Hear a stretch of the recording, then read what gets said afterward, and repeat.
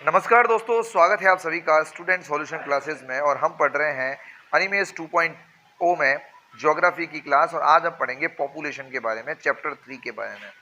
तो आइए शुरू करते हैं। सबसे पहले बात करते हैं कि जनसंख्या के बारे में हम यहाँ पर बात करने वाले हैं। और सबसे पहला जो पॉइंट हमारे आया है वो है मानव एक संसाधन के रूप में। देखिए, पूरी समाज संस्कृति की अगर बात करें तो मानव जो है वो एक सेंटर में ही देखा जाएगा। और जब हम ह्यूमन ज्योग्राफी पढ़ रहे हैं तो जितने भी आपके फिजिकल चीज़ें हैं, चाहे मृदा है, सॉइल है, चाहे आपके लैंड है यानी कि भूमि है ना, और चाहे हवाएं है, जितने भी आपको फिजिकल चीज़ें दिखाई दे रही है, इन सभी फिजिकल चीज़ों का यूज़ कौन करता है? मानव करता है। तो इसीलिए मानव भूगोल में मानव क्या है? केंद्र में रहेगा। मानव को हम एक रिसोर्स के रूप में, मानव को एक संसाधन के रूप में यहाँ पर देखते हैं। जनसंख्या का वितरण और घनत्व। तो सबसे पहले समझते हैं कि जनसंख्या का वितरण क्या है और घनत्व क्या है। ये दोनों कॉन्सेप्ट दिखने में एक जैसे हो सकते हैं परंतु एक जैसे नहीं है।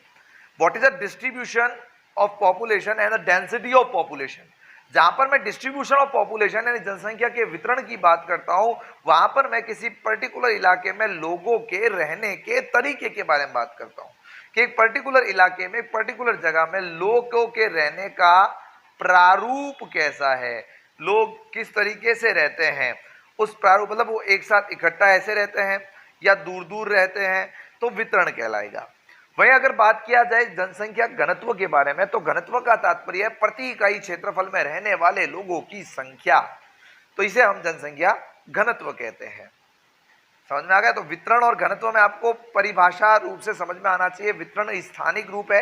वितरण का मतलब है किसी स्थान पर रहने वाले लोगों का प्रारूप, है ना, किसी स्थान पे रहने वाले लोगों का पैटर्न कैसा है, वो किस पैटर्न से रहते हैं, उनके घर बनाने के तरीके कैसे हैं, वो एक साथ रहते हैं, वो अलग अलग रहते हैं, घरों के आकार छोटे हैं, बड़े हैं, गलियों के आकार कैसे हैं, इन सभी बातों पर जब हम चिंता करते हैं, जब चिंतन करते हैं, तब हम बात करते हैं डिस्ट्रीब्यूशन ऑफ पॉपुलेशन की। और जब हम बात करते हैं डेंसिटी ऑफ पॉपुलेशन की, तब बच्चों हम बात करते हैं एक मेजरमेंट की कि प्रति इकाई क्षेत्रफल में, पर यूनिट एरिया में कितने लोग रहते हैं।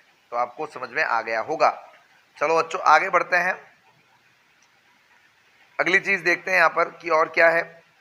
अगली चीज है कि विश्व में जनसंख्या का वितरण असमान है। बिल्कुल असमान है। विश्व के 2/3 पॉपुलेशन जो है वो मात्र और मात्र 15%, और कुछ में तो ये कुछ अध्ययन ये बताते हैं 5%, यानी कि 90% जो जनसंख्या है वो 10% लैंड में रहती है और 10% जनसंख्या 90% लैंड में रहती है। इसलिए जैसे भी हर चीज अनफेयर है, तो पॉपुलेशन जो आपके पॉपुलेशन का डिस्ट्रीब्यूशन है वो भी क्या है? बिल्कुल अनफेयर है। तो यहाँ पर हम एक टेबल के माध्यम से थोड़ा सा और इसको समझ सकते हैं बच्चों कि एशिया महाद्वीप जो है वहां पर पॉपुलेशन डेंसिटी ज्यादा है। दूसरे मतलब 60% पॉपुलेशन जो है वो एशिया में ही है। तो पॉपुलेशन जो एशिया की अगर बात करें तो 60.27 प्रति इकाई क्षेत्रफल है। अफ्रीका की बात करें 15.47, यूरोप की बात करें 10.37, उत्तर अमेरिका की बात करें 7.80, दक्षिण अमेरिका की बात करें 5.62। तो इस तरह हम ये एक अच्छा उदाहरण ले सकते हैं। लास्ट में कह सकता हूँ ओशिनिया जो है वो सबसे छोटा महाद्वीप है, वहां पर सबसे कम जनसंख्या जो है वो निवास करती है। विश्व को जनसंख्या के वितरण की दृष्टि से निम्न भागों में वर्गीकृत किया जा सकता है। आइए देखते हैं। जनसंख्या वितरण की दृष्टि से हम इसको मुख्यतः 3 भागों में वर्गीकृत कर सकते हैं। एक तो सघन जनसंख्या के प्रदेश। सघन जनसंख्या जहां जनसंख्या बहुत ज्यादा हो, मतलब आप ये समझ सकते हो कि एक इलाका है, वहां पे लोगों का रहने का जो पैटर्न है वो कुछ इस प्रकार है, मतलब लोग बहुत ज्यादा पास पास में रहते हैं। सामान्य जनसंख्या मतलब एक इलाका है, वहां पर लोगों के रहने का पैटर्न कुछ ऐसा है, मतलब रहते हैं लेकिन दूर दूर रहते हैं। वही विरल जनसंख्या प्रदेश, जहाँ पे लोग जो है बहुत दूर दूर किसी एक इलाके पर एक इस तरीके का होता है। तो इस तरह आप इन 3 उदाहरणों से अच्छे से इसको समझ सकते हैं। सघन जनसंख्या जहाँ बहुत ज्यादा जनसंख्या, सामान्य जनसंख्या जहाँ जनसंख्या सामान्य है, और विरल जनसंख्या जहाँ जनसंख्या कैसी है? बिल्कुल विरल है, यानी कि बटी हुई सी है। आगे बढ़ते हैं बच्चों और समझते हैं चीजों को। तो जनसंख्या वितरण को प्रभावित करने वाले कारक कौन कौन से हैं उनको समझते हैं यहाँ पर अब। तो जनसंख्या वितरण को प्रभावित करने वाले जो कारक है उनमें इनको कुछ हम भागों में बांट कर देख सकते हैं। यहाँ पर मतलब जो जनसंख्या के वितरण को प्रभावित करते हैं, सबसे पहले बात करते हैं विश्वव्यापी जो है उनमें अवस्थिति। मतलब आप ऐसे समझ लीजिए आपको कहीं रहने जाना है तो आप वहां पर क्या क्या देखोगे, वहां पर देखो इस रहने की अवस्थिति, अवस्थिति का मतलब स्थिति जो है वो बेस्ट होनी चाहिए। क्लाइमेट ऐसा होना चाहिए जो आपके लिए सूटेबल हो, है ना, जो सूटेबल क्लाइमेट होगा अगर वहां रहा जाएगा तभी सेट रहेगा काम। फिर धरातल की बात करें तो धरातल उबड़ खाबड़ अगर होगा तो क्या हम वहां रह पाएंगे, क्या नहीं रह पाएंगे, हम समतल धरातल में रह पाएंगे। देख लीजिए आप, समतल जो मैदान है वहां जनसंख्या का घनत्व ज्यादा है पहाड़ों की अपेक्षा, पहाड़ी जनसंख्या समतल जनसंख्या से कम है, बहुत ज्यादा कम है। फिर समुद्र तल से ऊंचाई, तो ये कुछ बिंदु है जो हम देख सकते हैं विश्वव्यापी रूप में। आगे बढ़ते हैं बच्चों और समझते हैं इन चीजों को। अगला आता है प्रादेशिक स्तर। भूमि की बनावट, भूमि की बनावट कैसी है, जल की आपूर्ति कैसी है। आप कहीं पर भी रहेंगे तो आप क्या सोचेंगे कि हमें पानी की जो व्यवस्था है वो बराबर बनी रहे। फिर अगली बात आती है मिट्टियां कैसी है, मिट्टी कैसी है, ऐसी मिट्टी है क्या, क्या मिट्टी उपजाऊ है जिससे हमारी ग्रोथ हो सके। फिर वनस्पति कैसी है, खनिज कैसे हैं, शक्ति के संसाधन किस प्रकार मिल सकते हैं, प्रादेशिक स्तर पर हम देख सकते हैं उस प्रदेश के स्तर पर। संस्कृति, सांस्कृतिक कारक अगर देखें तो इसमें हम देखेंगे आर्थिक अवस्था, उन्नति का स्तर। आप किसी इलाके में रह रहे हो तो क्या वास्तव में आप वहां उन्नति कर सकते हो। राजनीतिक स्थिति, आपकी पॉपुलेशन स्ट्रक्चर कैसा है, मनोवैज्ञानिक स्थिति कैसी है, परिवहन, व्यापार, क्या उस इलाके में आपका चल सकता है तो ये व्यक्ति वहां रहेगा। सामाजिक वातावरण, सामाजिक कारक अगर देखें तो वातावरण के अनुकूलन, आप जहां रहते हैं उसके अनुकूलन आपका होना चाहिए। पारस्परिक निर्भरता, एक दूसरे पर निर्भरता, धर्म, सामाजिक मान्यता और सामाजिक संरचना, ये वे सभी कारक है जो किसी स्थान विशेष पर किसी व्यक्ति के रहने को सुनिश्चित करते हैं। तो आशा करता हूं कि आपको समझ में आ रहे हैं बेहतरीन तरीके से। आगे बढ़ते हैं। जनसंख्या घनत्व को प्रभावित करने वाले कारक। जनसंख्या घनत्व को प्रभावित करने वाले कारक कौन कौन। सबसे पहले बात करते हैं जनसंख्या घनत्व को प्रभावित करने वाले कारकों में भौतिक कारकों की। फिजिकल फैक्टर्स कौन कौन से हैं। फिजिकल फैक्टर्स में स्थिति, जल की आवश्यकता, जलवायु और मृदाएं, ये महत्वपूर्ण हो जाते हैं। और अगर इकोनॉमिकली देखें तो वहां पर जहां पर भी आ रहे हैं वहां पर खनिजों की प्रचुरता अगर है, भाई जो इलाके में खनिजों की प्रचुरता है तो वहां निश्चित रूप से वहां व्यापार की उन्नति के नए नए अवसर अवसंभावी रूप से उपस्थित है। नगरीकरण, अगर कहीं पर नगरीकरण है, नगर बन रहे हैं तो संभव ही है कि वहां पर विकास होगा।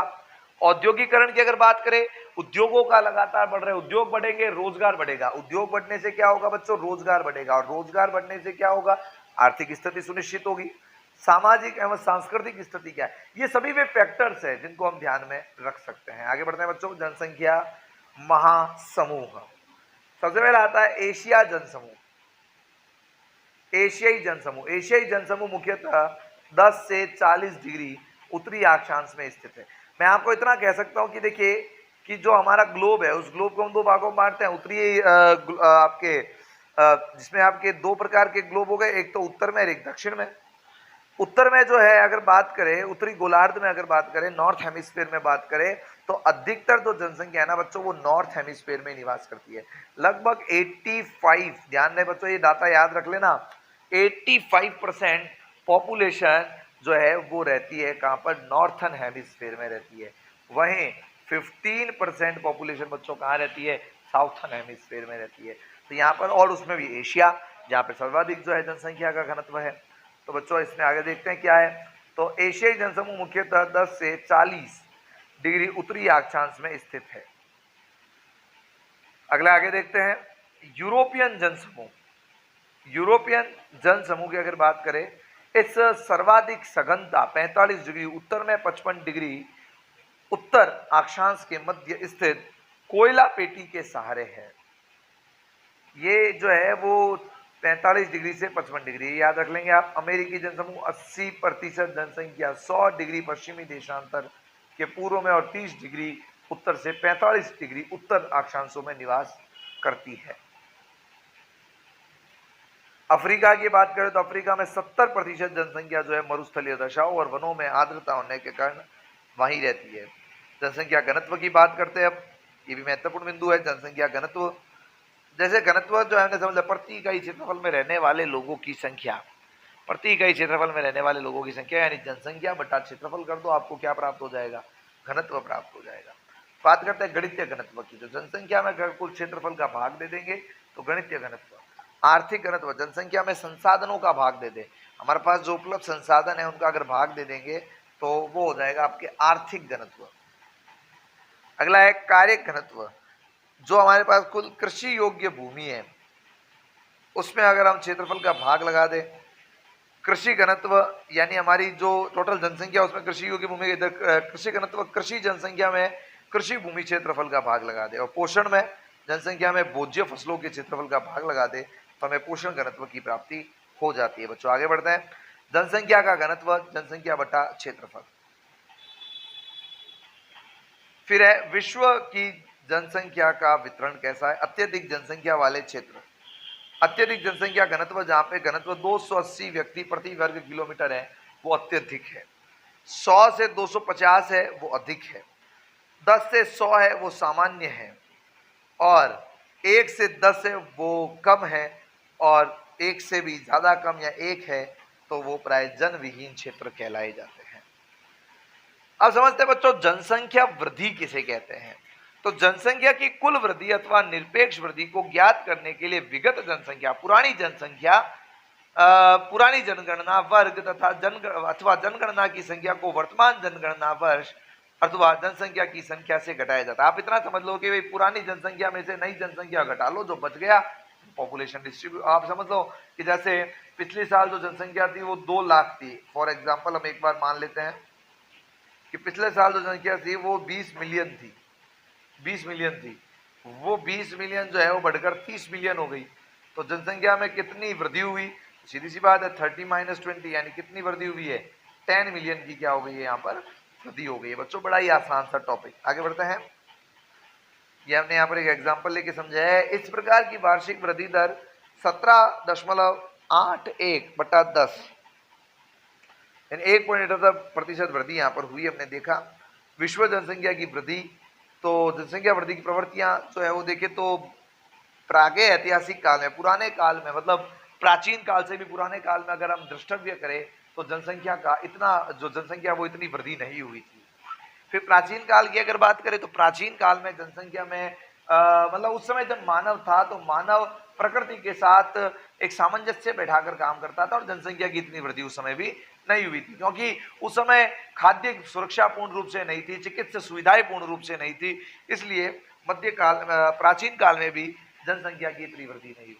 मध्यकाल में जनसंख्या की वृद्धि में एक बार से भयंकर उछाल आता है और जनसंख्या की मध्यकाल तक आते आते मानव को जो है बहुत सारी बातों का ज्ञान हो गया, वो समझने लगा कि और भी संसार है, और भी लोग हैं इस जीवन में, तो यहाँ पर जनसंख्या का जो है वृद्धि का एक उछाल आता है। और आधुनिक काल में भी आप देखते हैं लगातार जनसंख्या में वृद्धि हो रही है, किंतु हमारे जनसंख्या नियंत्रण कानून, जनसंख्या घटाओ का प्रचार प्रसार होने के कारण जनसंख्या में जो है वो निरंतर कमी भी आ रही है।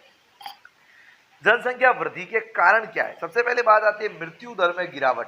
हमारी चिकित्सा सुविधाएं बढ़िया होने के कारण, हमारी मेडिकल फैसिलिटीज अच्छी होने के कारण मृत्यु दर में लगातार क्या आई है बच्चों, गिरावट आई है।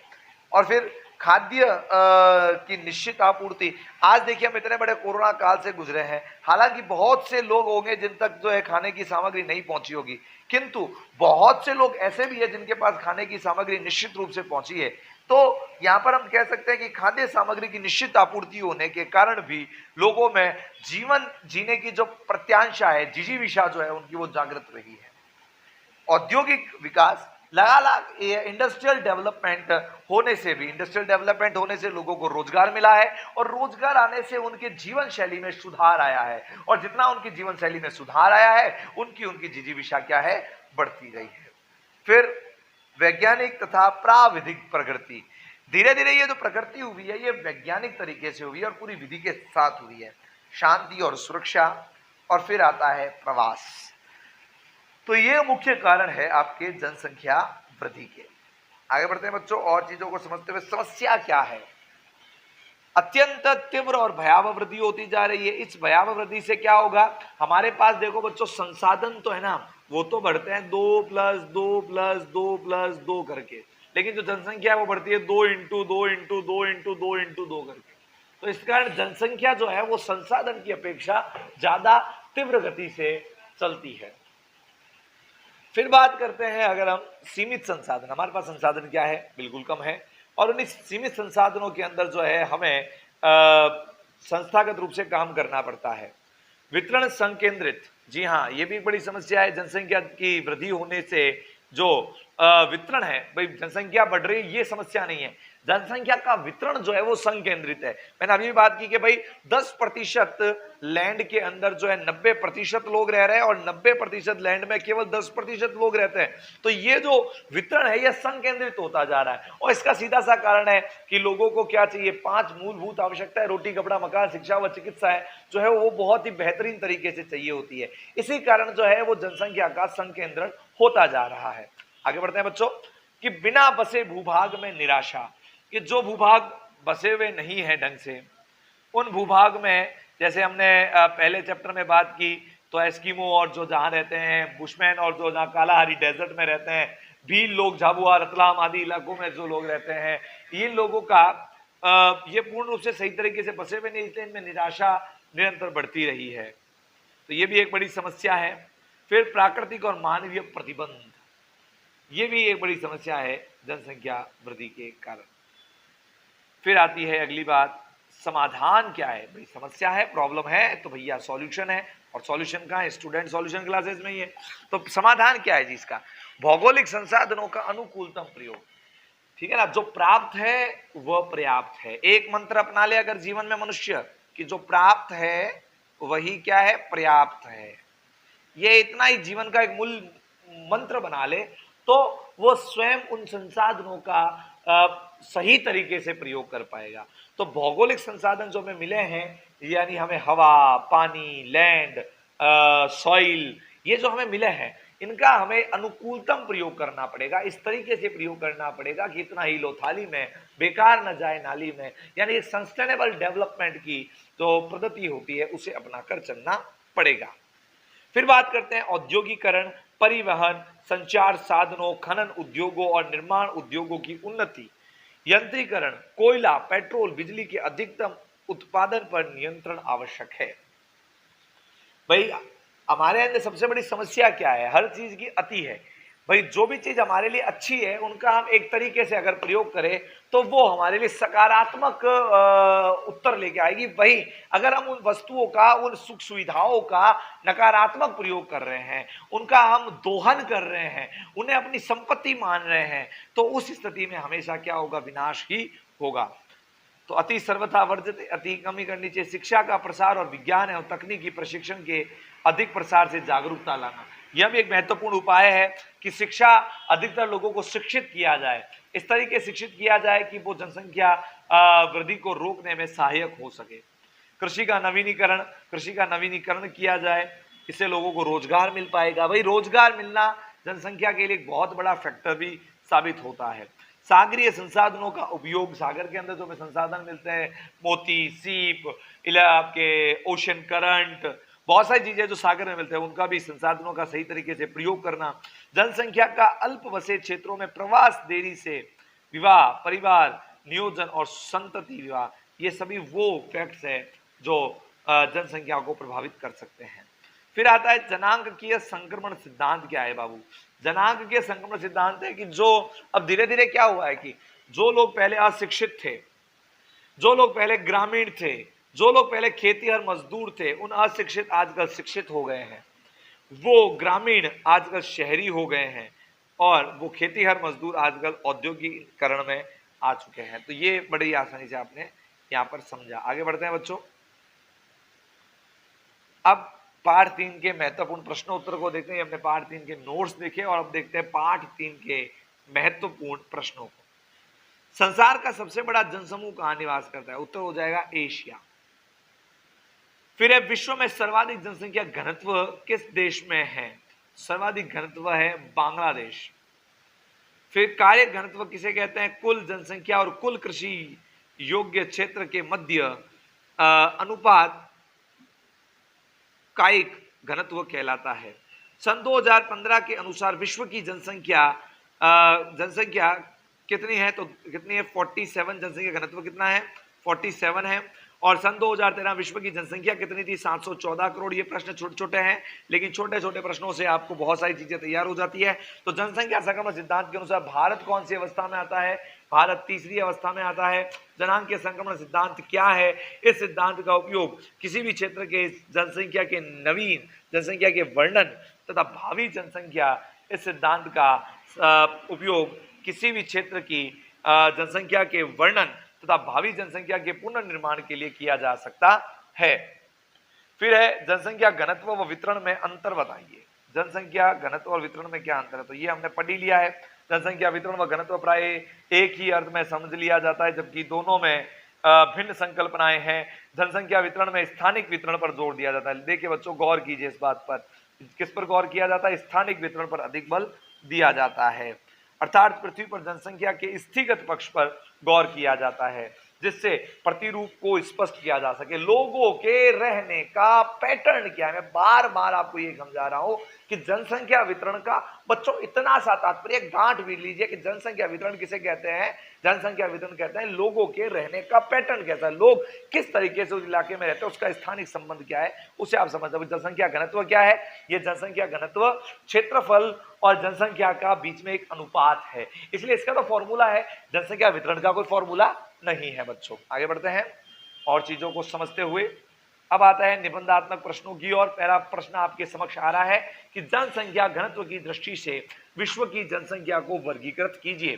तो करते हैं। सबसे पहला आता है अत्यधिक जनसंख्या वाले क्षेत्र, जहाँ पे जनसंख्या बहुत ज्यादा है। दूसरा हो जाएगा अधिक जनसंख्या वाले क्षेत्र, जिनमें दक्षिण पूर्वी यूरोप, मध्य उत्तरी अमेरिका, दक्षिणी अमेरिका के तटवर्ती भाग, अफ्रीका के तटवर्ती भाग, दक्षिण पूर्वी एशिया के आंतरिक भाग, उत्तरी पश्चिमी मध्यवर्ती भाग, ये सभी इसके अंदर शामिल होते हैं। सामान्य जन घनत्व वाले क्षेत्र जैसे एशिया, अफ्रीका तथा उत्तरी दक्षिण अमेरिका के विस्तृत घास के मैदान सम्मिलित किए जाते हैं। कम जन घनत्व वाले क्षेत्रों में अगर बात करें तो अफ्रीका में सूडान, लीबिया, मालागासी, उत्तरी अमेरिका में कनाडा, दक्षिण अमेरिका में उत्तरी अर्जेंटीना, पेरू, इक्वेडोर, एशिया, ये सभी प्रमुख स्थान हैं।